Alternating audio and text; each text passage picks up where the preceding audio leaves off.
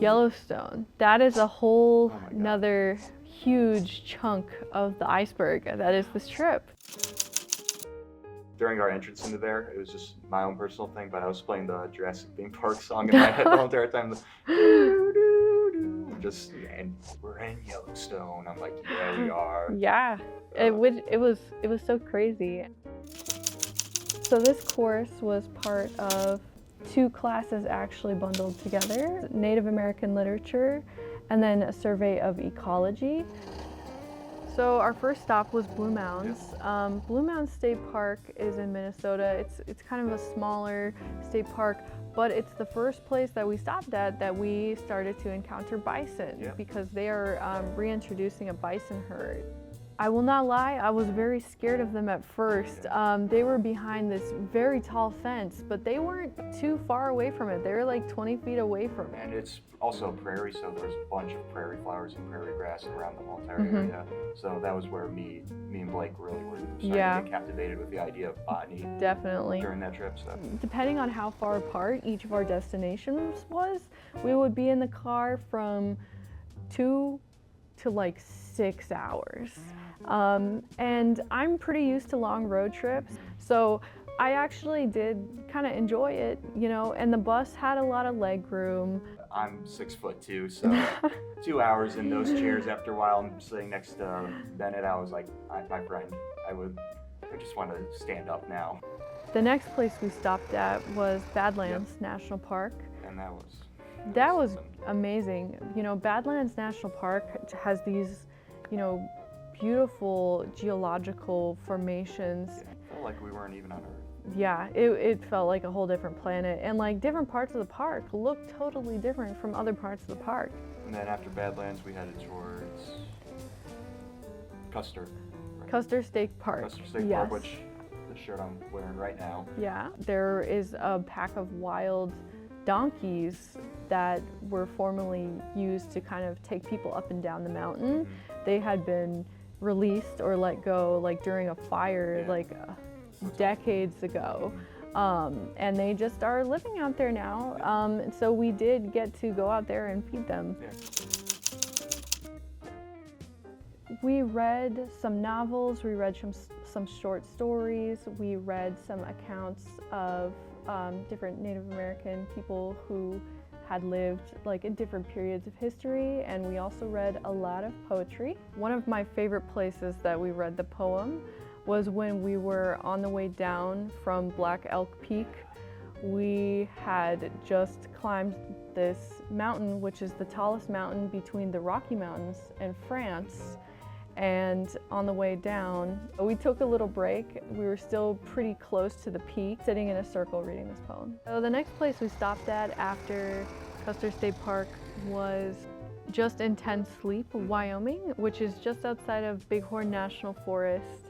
We camped right along the river in this really kind of narrow valley with these huge cliffs on either side. When we woke up in the morning, there was a herd of cattle being driven up the little road with 6 different cowboys along the way. That was definitely one of my favorite parts of the trip. Yellowstone. You know, we spent 5 nights there, and each day was like packed full of activities. We got to see just a ton of bison. Luckily, we did not get held up in any big bison jams. We saw, I think, a total of 3 bears while we were there. Yes. Or was it just 2? No, it had been. And then we woke up at 4 a.m. to go look for wolves. Yeah, and that was crazy to see a wolf. Yeah. And then in the background too, people noticed that's where we saw the 3rd bear, because it's when we saw the wolf, because there was like, there's a bear on the other side of this valley, and we're like, what? The boats. Oh my God, the boats. So there was a bigger boat tour kind of Yellowstone Lake that had a guide kind of talking about it. So part of our group went on that, and then part of our group rented a little motorboat and went out on Yellowstone Lake with Professor Lesniak. So she's a marine biologist at heart, So she was like loving her time on the waters. You know, we were hitting waves really fast too, so we would like hit a wave and then go flying in the air. She was just in her moment, in her element, and I was like, please God. And then we connected with that girl there too. That was also part of Professor Bowen's class. Yes.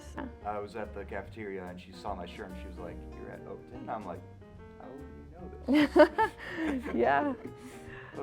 But yeah, that was a nice surprise. Yes. Like, definitely, I think one of the highlights of that trip when we headed to Theodore Roosevelt. The petrified forests were in Theodore Roosevelt. Yeah. So it was kind of a reminder of something that we had all been marinating on, like through the whole trip, of the passage of time and these cycles that the ecosystems go through. The plant life and other living things that are alive now, like in millions of years, will be the soil and the rocks. After Theodore Roosevelt, we found our way to Rice Lake, which is pretty close to Minneapolis. In Minneapolis, to sort of weave in our Native American lake course, we went to a bookstore that I believe was owned by one of the authors we read. Most of us bought like 3 or 4 books, so that was Kinda great. went overboard, but it's okay. We also went to a restaurant that had Lakota Sioux cuisine, which was really unique. First time I ever had bison in my life. Bison taco, actually.